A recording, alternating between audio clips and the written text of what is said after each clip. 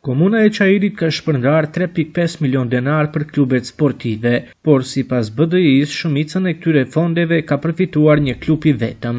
Nga BDI thonë se ky klub është në pronësi të një të punësuari në komunë dhe sponsor të partisë që drejton komunën ka marrë rreth 1.9 milion denar, ndërsa 15 klube të tjera kanë përfituar dukshëm më pak. Sot po denoncojmë një skandal serioz në ndarjen e fondeve publike për sportin në komunën e Çajirit. Çdo vit, komuna e Çajirit shpall thirrje publike për subvencionimin e klubeve sportive nga Çajiri. Shuma totale është rreth 3.5 milion denar. Në letër, kjo paraqitet si mbështetje për sportin, ndërsa në praktik është shndruar në skemë për përqendrimin e parave publike në një klub të vetëm.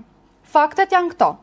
Në vitet e fundit, klubi në pronësi të një të punësuari në komunën e Çajirit ka përfituar rreth 1.9 milion denar, ndërsa 15 klube të tjera janë detyruar të ndajnë mes vete shuma simbolike prej rreth 30.000 denarësh për klub.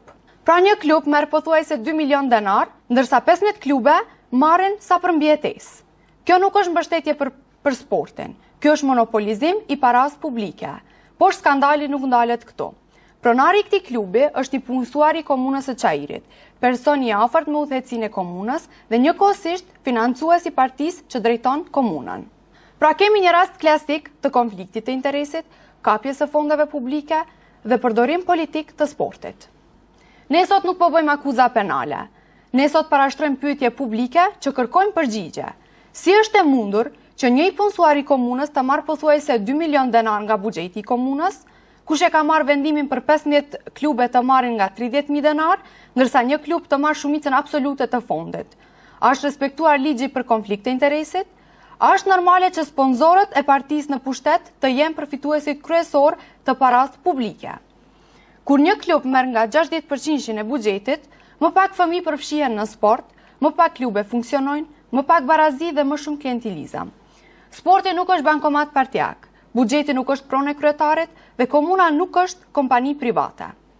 Ne kërkojmë hetim nga Komisioni për Parandalimin e Korrupsionit, hetim nga enti shtetëror i revizionit, transparencë të plot për çdo denar të ndarë, pezullim të çdo vendimi të kontestuar.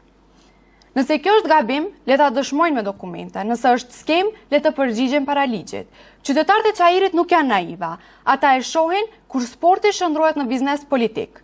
Ne do të vazhdojmë të publikojmë çdo dokument, sepse kjo nuk është luftë politike. Kjo është luftë për drejtësi dhe për fëmijët tanë.